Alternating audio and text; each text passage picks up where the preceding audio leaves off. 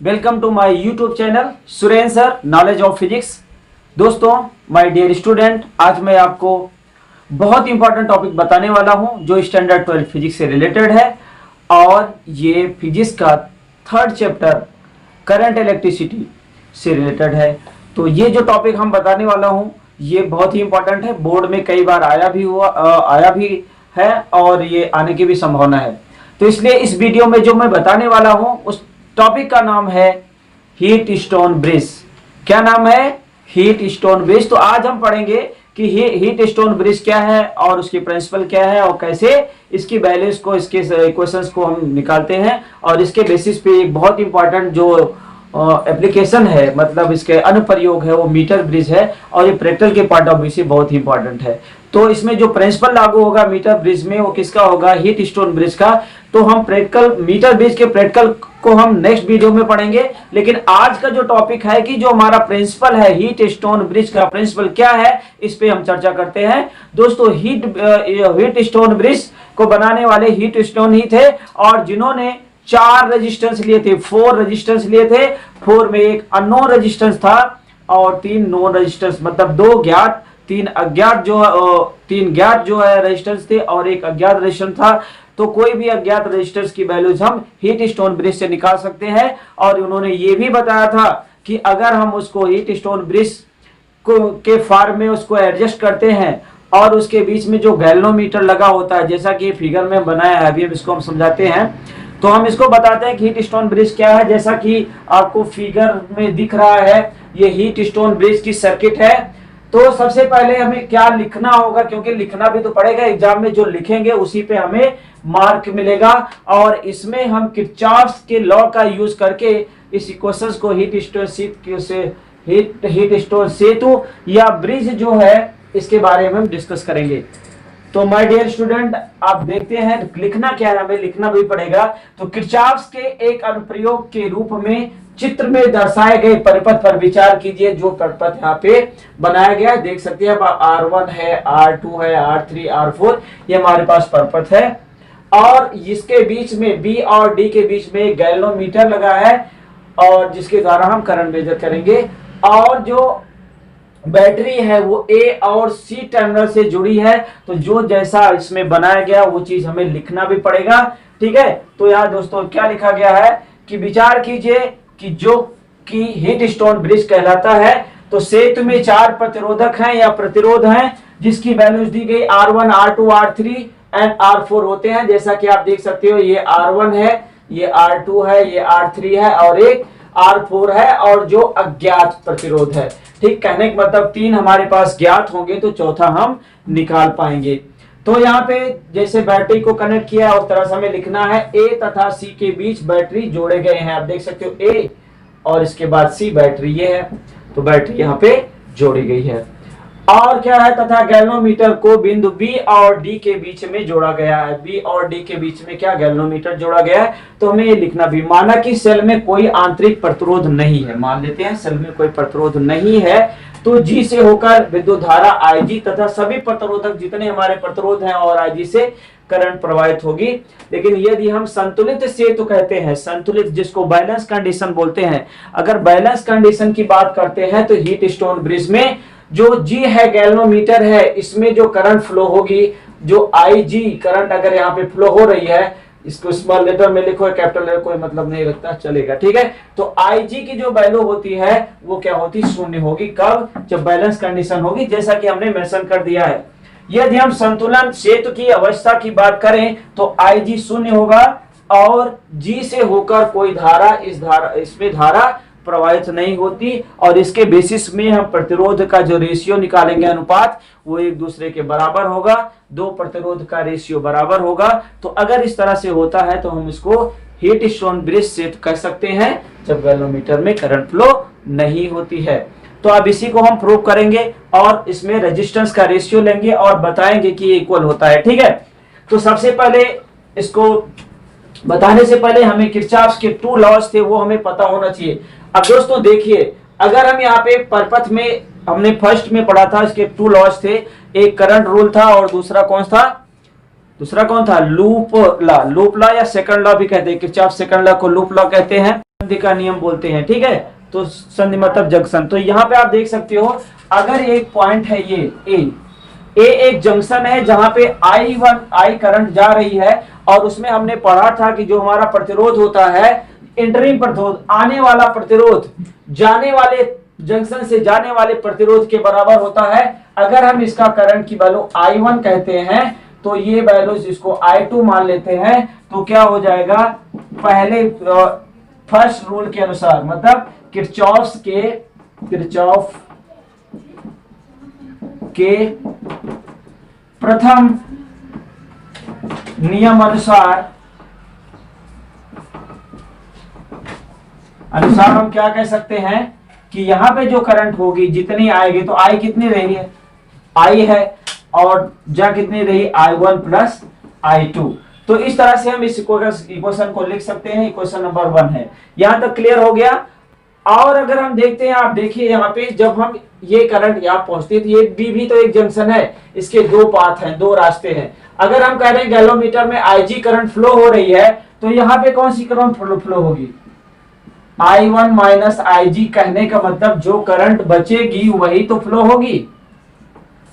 I1 यहाँ पे supply हो रही, इसके 2 पाथ हो गए, जो इंटर हो रही I, तो एक करंट IG है, तो दूसरा क्या होगा, I माइनस IG, जो बचेगा वही, मतलब किस रूल से, फर्स्ट रूल से। अब यहाँ पे जो सर्किट डायग्राम है उसमें रूल कौन सा लग रहा है, किरचॉफ का प्रथम नियम। लेकिन जब इसकी इक्वेशंस को हम सॉल्व करेंगे तो हम यूज करेंगे किरचॉफ का सेकंड नियम, जहां पे हमने पढ़ा है कि सिग्मा बी इक्वल टू 0, मतलब प्रतिरोध, जो हमारा प्रतिरोध है और करंट का जो रेशियो, मतलब विभवांतर निकाला है, और बैटरी का जो एडिशन होता है उसको क्या बोलते हैं, उसकी वैल्यू 0 होती है। ऐसा हमने बीजगणितीय योग इसका 0 होता है, किसका, सोर्स ऑफ EMF और जो हमारा करंट और उसका विभवांतर है, उन दोनों का योग क्या होता है, 0 होता है, जैसा कि हम पढ़े हैं सिग्मा बी इक्वल टू 0। अभी लेटर ऑन हम आपको इसके बाद हम बताते हैं। अब आप लोगों को बताना है कि अगर I2 करंट यहाँ फ्लो हो रही है, IG यहाँ पे मीट कर रही है, एक जंक्शन है, तो आने वाले हमारे पास कितने करंट है, 2 करंट है। तो यहां से जाने वाले करंट क्या होगी, इसका डायरेक्शन ये है, तो क्या हम लिख सकते हैं, इन दोनों का एडिशन लिखेंगे और ये एडिशन होगा I2 प्लस IG। ठीक है, क्लियर हो गया। ये I4 नहीं है, ये क्या है, IG है। ठीक है, अभी क्लियर हो गया। तो हमारे जो पाथ में करंट है, आप देख सकते हो, ये I1 है, ये I2 है, ये IG है, ये I1 माइनस IG है, और ये I2 प्लस IG है, जो यहाँ पे पहुंचेगी और फिर एक जंक्शन होगा। आप देख सकते हैं, अगर इस वैल्यूज को, यहाँ पे 2 एंटर हो रही करंट, कौन कौन सी, BC से आने वाले, तो आप देख सकते हो कि जो ये BC एक है जिसके करंट की वैल्यूज है I1 माइनस IG, और दूसरा DC है, ये क्या है, इंटरिंग करंट है, मतलब इसमें प्रवेश हो रही C जंक्शन पे। और तो जो आउटवर्ड जो करंट होगी वो भी तो वही होगी, तो हमें बताना है कि कौन सी करंट होगी, तो इसको आपको निकाल के बताना है। आप देख सकते हैं इन दोनों का एडिशन ही इधर जो करंट होगा वो आएगा, आउटवर्ड जो करंट है, तो इसको ऐड कर लेते हैं। क्या है, किरचॉफ के प्रथम नियम से, हाँ, यूजिंग फर्स्ट प्रथम नियम से, प्रथम नियम। ठीक है, यह जंक्शन नियम यहां पे लिख दीजिए, संधि नियम से, संधि नियम से हम क्या लिख सकते हैं, यहाँ पे आप देख सकते हो कि इन दोनों का एडिशन, क्योंकि दोनों प्रवेश कर रही हैं, तो जो बाहर जाने वाला करंट है उसके बराबर ही होगा। तो हम यहाँ क्या लिखें, बोलो, बोलिए बोलिए बोलिए, क्या लिखें, यहाँ पे लिखेंगे I1 माइनस IG प्लस क्या लिखेंगे, plus I2 plus IG equal to क्या आएगा, इक्वल टू आप ही बता देना, IG से IG कैंसिल हो गया, तो क्या बचा, यहाँ पे ऊपर लिखे, यहाँ पे इस साइड में लिखते हैं। ठीक है, तो अब यहाँ पे लिखते हैं, ओके। तो अब हम बात कर रहे हैं बंद पथ, बंद लूप। कौन सा लेना है हमें, BCDB, क्या लेना है, BCDB। ठीक है, ये पाथ में किरचॉफ का दूसरा नियम लगाते हैं, किरचॉफ के दूसरे नियम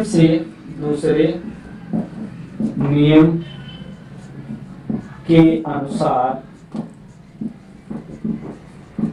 हम क्या लिखेंगे आपको बताना। चलो बी से सी, सी से डी, डी से बी, ये हमारा पाथ का डायरेक्शन है।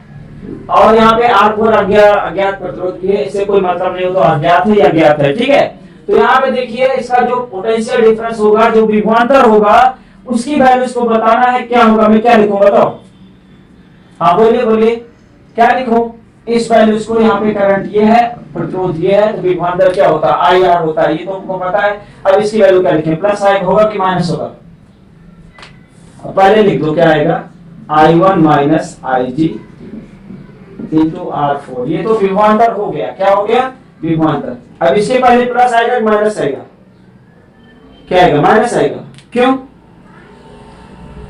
अच्छा क्यों, हाँ सही है कि BC का डायरेक्शन है, हमारा पाथ डायरेक्शन है, और करंट भी उसी डायरेक्शन में अगर होती है तो उसमें का जो रेजिस्टेंस होता है, पोटेंशियल डिफरेंस निकालने के लिए जो प्रतिरोध होता है वो माइनस हो जाता है। तो यहाँ पे माइनस साइन हो गई, वेरी गुड। अब यहाँ पे आते हैं C से D के डायरेक्शन में जा रहे हैं। ध्यान दीजिए यहाँ पे कि अगर C से D के डायरेक्शन में जा रहे हैं और इसका जो करंट है वो अपोजिट है, तो इसकी साइन क्या होगी, पोटेंशियल डिफरेंस क्या होगा, पॉजिटिव होगा। क्या होगा, पॉजिटिव होगा, वेरी गुड। तो क्या लिखें यहाँ पे, I2 plus IG into R3, okay हो गया पॉजिटिव। अब यहाँ पे जाइए, D से B के डायरेक्शन में जा रहे हैं, D से B के डायरेक्शन में जा रहे हैं, तब भी पाथ हमारा ये है, करंट का डायरेक्शन डाउनवर्ड है, साइन क्या होगी, प्लस होगी, वेरी गुड।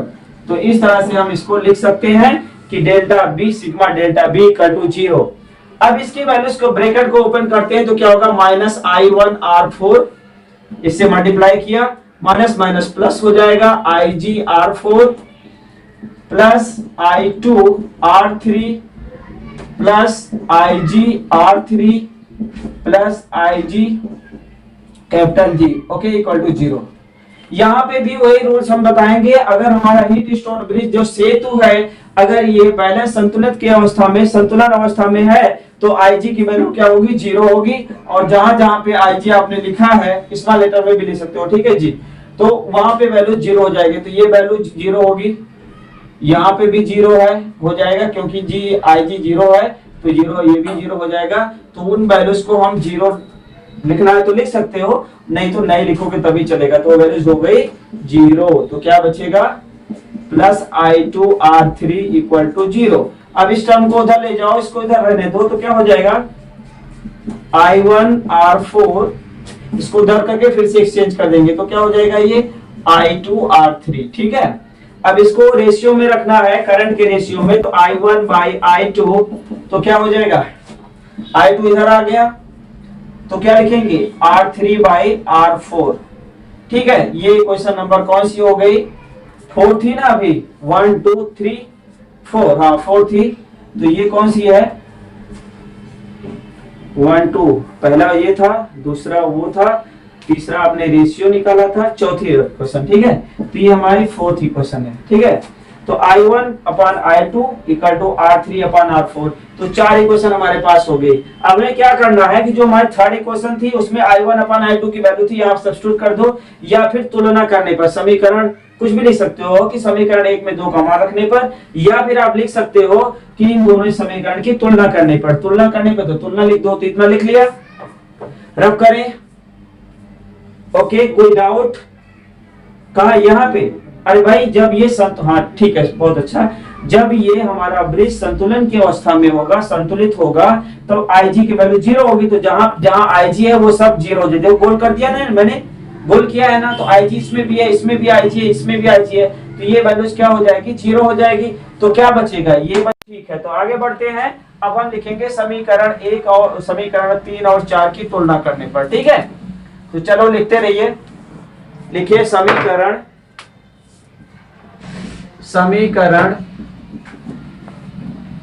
3 और 4 की तुलना करने पर, अगर हम तुलना करते हैं तो क्या आएगा, R2 upon R1 equal to, अभी वाला क्या वैल्यूज थी, R4 अपॉन R3, यही था ना। अरे भाई याद नहीं हुआ तो क्या था, I1 अपॉन I2 क्या था। जब राइट साइड में मैं लिख रहा हूं आप भी लिख लो, R2 बाई R1। और अभी जो दूसरा था वो क्या था, I1 upon I2 R4 by R3 था। अब ये वैल्यू जहां पे ये I1 I2 है इसकी जगह पे ये लिखोगे तो यही तो आएगा। क्लियर हुआ, ये क्वेश्चन नंबर 3 है, चलो लिख लो, ये क्वेश्चन नंबर 4 है। अब क्लियर हो गया ना ये। तो आप ऐसा भी लिख सकते हो समीकरण 4 में 3 का मान रखने पर, या फिर आप दोनों को कंपेयर करोगे तो ये दोनों बराबर है तो ये भी बराबर होगा, तो ये तो लिखा है। ठीक है, तो इस तरह से ये वैल्यूज आ जाती है हमारी, और ये कंडीशन सही है, बराबर है। अगर इसको एक्सचेंज करें तो R1 upon R2 equal to R3 by R4 है, तो ये भी हमारा एक रेशियो है। अगर रेशियो है तो ये संतुलन की स्थिति है, और किरचॉफ लॉ को कह सकते हैं, इस रेशियो के बेसिस हम कह सकते हैं कि गैल्वेनोमीटर में करंट नहीं फ्लो हो रही है और ये कंडीशन संतुलन की अवस्था में है। तो अगर गैल्वेनोमीटर में करंट नहीं फ्लो हो रही है तो प्रतिरोध का रेशियो बराबर होता है। अगर प्रतिरोध का रेशियो बराबर है तो गैल्वेनोमीटर में करंट फ्लो नहीं होगी। ये हीट स्टोन ब्रिज का प्रिंसिपल है, समझ में आया। तो इस प्रिंसिपल के बेसिस पे हम कोई भी वैल्यू निकाल सकते हैं, R1 R2 R3 R4। अगर हम अननोन रेजिस्टेंस R4 लिए हैं तो अगर R4 की वैल्यू निकाले तो पहले से क्या करना पड़ेगा, इसको इधर ले जाओ। तो R4 की अगर हमें वैल्यू निकालनी है तो हम क्या लिख सकते हैं, इसको इधर ले जाएंगे तो R2 by R1 into R3। तो ये हम रेजिस्टेंस किसी 3 ज्ञात रेजिस्टेंस हमारे पास हो तो चौथा अज्ञात प्रतिरोध हम निकाल सकते हैं। इस बेसिस से सपोज दैट ये क्वेश्चन नंबर है 5। ठीक है, और इसका यूज कहां कर सकते हैं, इसका यूज हम मीटर ब्रिज में करते हैं, और इस प्रिंसिपल का यूज मीटर ब्रिज में करते हैं। या तो ऐसा भी हम कह सकते हैं कि जो हीट स्टोन ब्रिज का जो बेस्ट एग्जांपल है वो मीटर ब्रिज है। तो इतना क्लियर हो गया, क्योंकि मीटर ब्रिज प्रैक्टिकल में भी आएगा 12th में, और पोटेंशियोमीटर भी आएगा। लेकिन पहले हम जो नेक्स्ट टॉपिक पढ़ने वाले हैं उस पर चर्चा करते हैं। तो प्रैक्टिकल के पॉइंट ऑफ व्यू से इंपॉर्टेंट है और बोर्ड के पॉइंट ऑफ व्यू से भी मीटर ब्रिज इंपॉर्टेंट है। अगर ये हीट स्टोन ब्रिज क्लियर है तो मीटर ब्रिज कुछ भी नहीं है, इजीली समझ में आ जाएगा। तो आपकी समझ में आ गया कि नहीं आ गया, पहले बताइए, नहीं तो फिर से बताऊं। आ गया, वेरी गुड। तो फिर हम नेक्स्ट वीडियो में मीटर ब्रिज के साथ मिलेंगे।